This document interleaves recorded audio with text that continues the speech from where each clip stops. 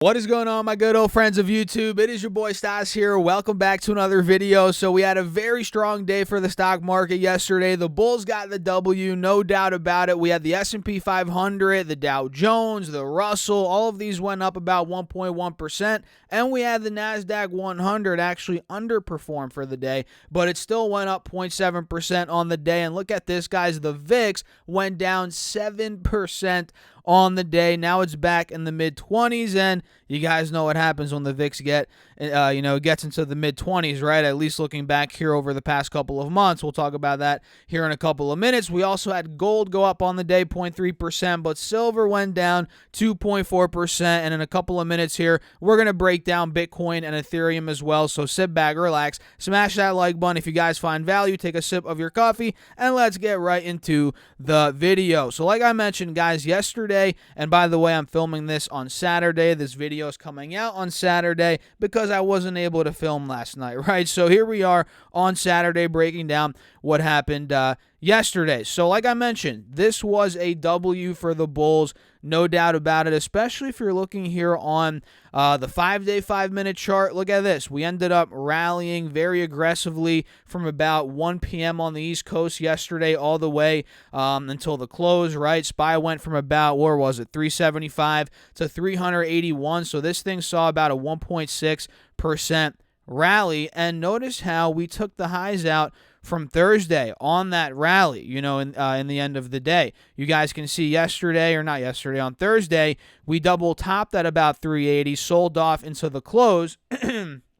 But on Friday, we ended up ripping into the close, breaking that double top resistance, and now we have to break out of Wednesday's high, which we have not done that quite yet. Wednesday's high is right around 382 to about 383. So in the short term, very short term, 383 is where we have to watch on SPY. So I'm going to set that now. Mark is at or above 383. If that point breaks, hey, maybe on the 20-day chart, you can make a case for a move back to 395, which was the high from just about a week ago. No joke, not too long ago. So this looks pretty decent for the bulls. We're starting to fight, hold the uptrend.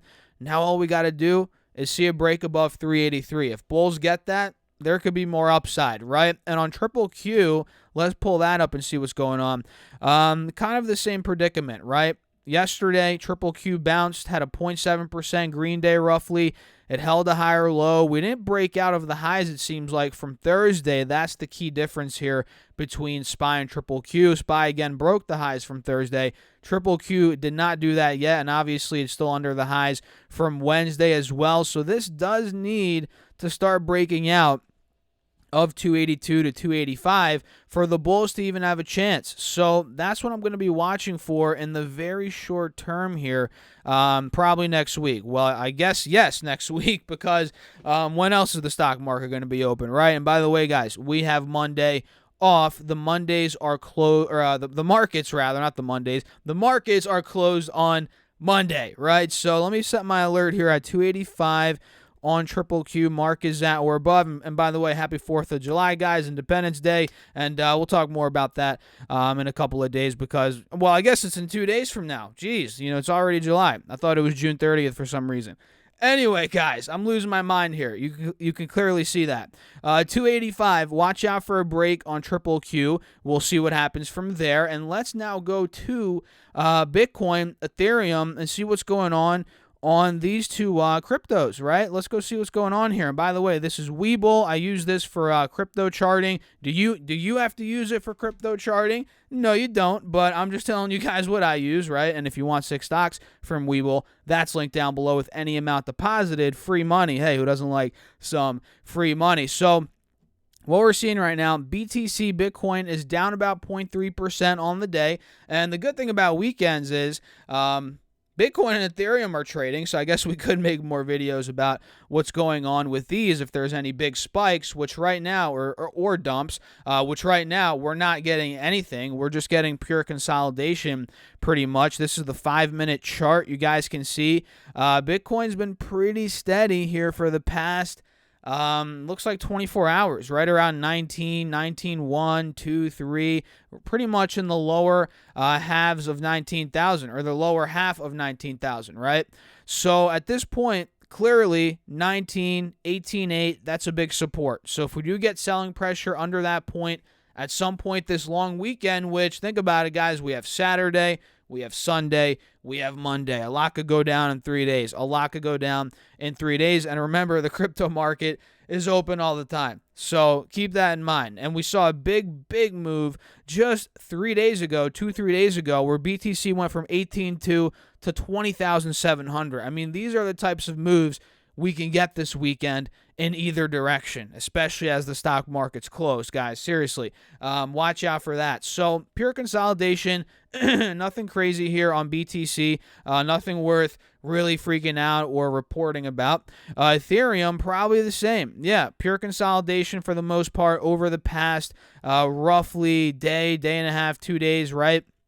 You guys can see that. We held 1,000, 1050. That's pretty much right where we are now. So if Ethereum starts getting selling pressure under 1,000, which I've been saying this, I feel like every single video, and I'm going to keep watching that point until we eventually potentially break under it, right, guys? If we do break under 1,000, there's going to be a push, 750 in my opinion, 800, pretty quickly. That's what I think, at least, guys. And of course, let me know your thoughts down below in the comments. And again, Ethereum, Bitcoin, they're just pretty flat right now the past 24 hours. Nothing crazy to report on. So with that being said, make sure to smash that like button, guys. Get your 10 stocks from Moomoo, link down below, with a $100 deposit. And again, you could get 6 stocks from Webull with any amount deposited. And with that being said, let's go over some stocks here.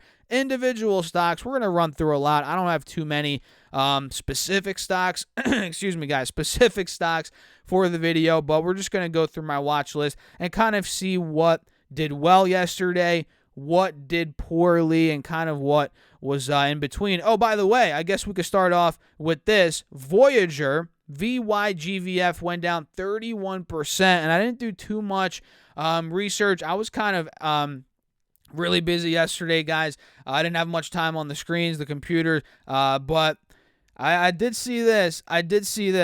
Voyager down 30%. Last I checked, they are banning withdrawals, right? Is that what's going on?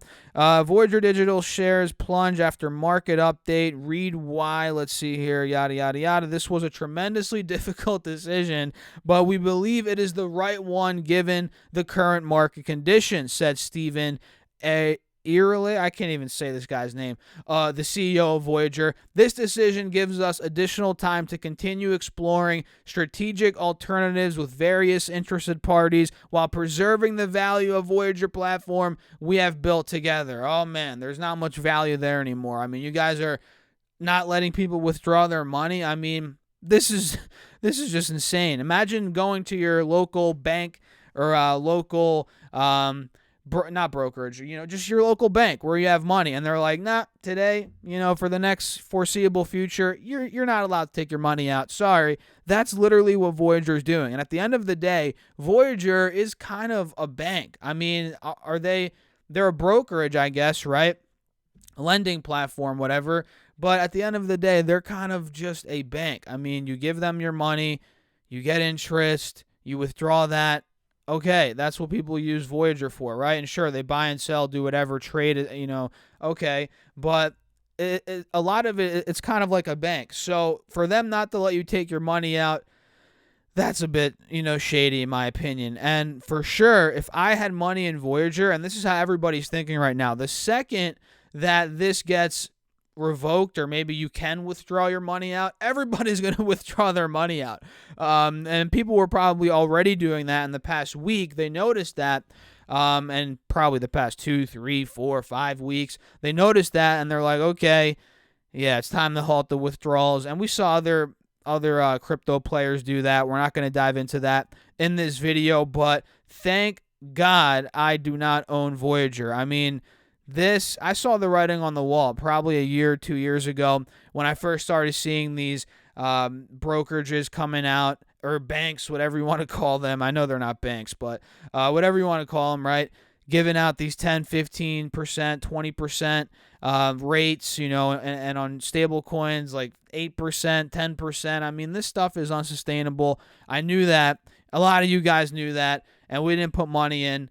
thankfully, but a lot of people did, and I'm not going to shame you for doing that. That's not the point of this. I'm just being real. A lot of people did, and now they're paying the price, and that's just the reality. We all have to learn lessons like that, and trust me, I have learned more than enough of my fair share of lessons, and that's kind of why I avoided this. I'm going to be honest. I saw. I don't want to say it's similar to this, but back in 2017, do you guys remember BitConnect? Yeah, I was still making YouTube videos. That was the start of my career here on YouTube, 2017, 18, right around there. That's when BitConnect was popping. And if you guys know what BitConnect is, you know what I'm talking about. If you don't know what BitConnect is, you got to go look into it, because I'm not going to dive too deep into it in this video, but it was a platform where you essentially just give them your money, and you're guaranteed a specific return every day. I forget exactly what it was. This was like 5-6 years ago, guys, at this point. Not 6 years ago, more like 5 years ago, but it was very sketchy, and I stayed away from that, and I kind of saw the writing on the wall. That's kind of why I saw this potentially being a problem, and I stayed away from it, because 5 years ago, with all the scams that were going on back then, writing was on the wall. Let me know your thoughts in the comments about that, guys. And with that being said, I might have rambled a little bit too much there, but hopefully I did provide some perspective, some value. I don't know. Let's talk about some stocks here. Again, Voyager got destroyed, but what else got destroyed? Nvidia did, guys. Nvidia is now under $150 a share. Yesterday it went down 4.2%, and that's after Micron went down a whopping 3%. It was down even more, but Micron reported earnings. Their guidance was awful. You guys remember I covered that, I think, a day or two ago, whenever that was, 2 days ago. That hurt Nvidia, which I want that to hurt Nvidia. Perfect. Bring Nvidia down. I made a video yesterday. You guys probably saw it, going over 5 stocks I want to buy ASAP. We broke down some numbers. Nvidia is one of those stocks. I want to buy this thing under $125, preferably under $100 a share. Call me crazy. Will it get there? Who the heck knows? But I have my price target, and I'm going to stick to it. And I think it's possible in this bear market, that we're in. Definitely a chance that we could go lower, and Nvidia could be, hit very drastically from that. That's just my opinion. So that is Nvidia. Google is now under $2,200 a share. It's at $2,180. And you guys know this is my biggest individual stock, but at this point, I'm not rushing it. Buying more of Google, that is, guys, because overall, I bought shares at 21 something a couple of weeks ago, or at this point, probably almost 2 months ago, when it was last at that level. So there's no need to buy more here, but if it does take out the recent high from back in the end of May, that is where I would for sure be considering more Google in my portfolio, guys. And what else do we have here? What moved up a lot yesterday? We had a lot of the you guys know how this goes. Whenever we have these little rallies in the bear market, a lot of the speculative higher growth stocks, they end up rebounding the most. We had Upwork up 7%, which Upwork, you guys know, this was a stock that crushed it during the pandemic, and I made, not to toot my own horn, guys, but I made so much freaking money on Upwork. And the funny thing is, it's now back at the level it was before the big rally where I actually bought it. I bought Upwork, if I remember correctly, 15 something bucks, $20, traded in and out of it many times, and I haven't owned it in probably over a year and a half at this point. And you guys see the Head and Shoulders, the triple top, whatever you want to call it, and now it's dumping back down. So if Upwork starts coming down, maybe 10, 15 bucks might be worth looking at. But then again, there's so many other stocks that I'd rather own than Upwork. So to be honest, realistically, I'm never going to buy Upwork again. Maybe I'll trade it here and there, but for a long-term investment, I'm not touching it at this point in time. But yeah, Upwork is one that is getting back to those lows, the levels rather it was at pre-COVID, slowly but surely, which is crazy because I owned it then again, and I sold it, traded it many times, made money. And it's crazy how stocks can go up and down in wild ways. And we have these cycles that we are clearly aware of now, at least everybody that's been paying attention in the stock market the past couple of months, year, 2 years. Prior to that, everybody was like, oh, you've never experienced a real bear market, right? Which I guess is true. Well, now we are experiencing it. The past year, It's been treacherous out there, guys, and this is good. You know, in 10, 15 years, whenever the next massive bull run is, we're going to look back and be like, we learned so many lessons throughout that time period, right? Hopefully we took a lot of good lessons out of it.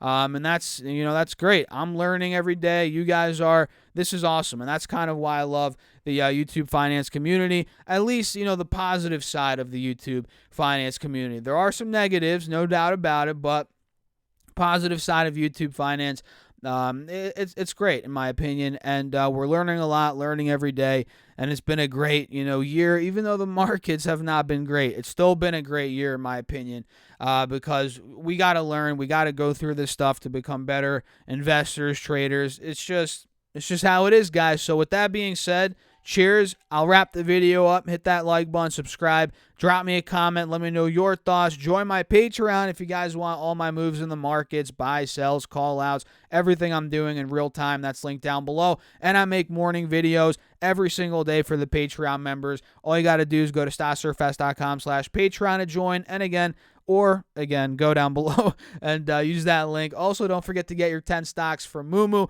with a $100 deposit. Each of those could be valued all the way up to $2,500, and you can get 6 stocks from Webull with any amount deposited. All of that is linked down below. And with that being said, cheers, guys. Have a great weekend. I'll make more videos throughout the weekend, and of course, you'll see them if you're subscribed to the channel, so do that as well. I'll see you later, guys. Peace out.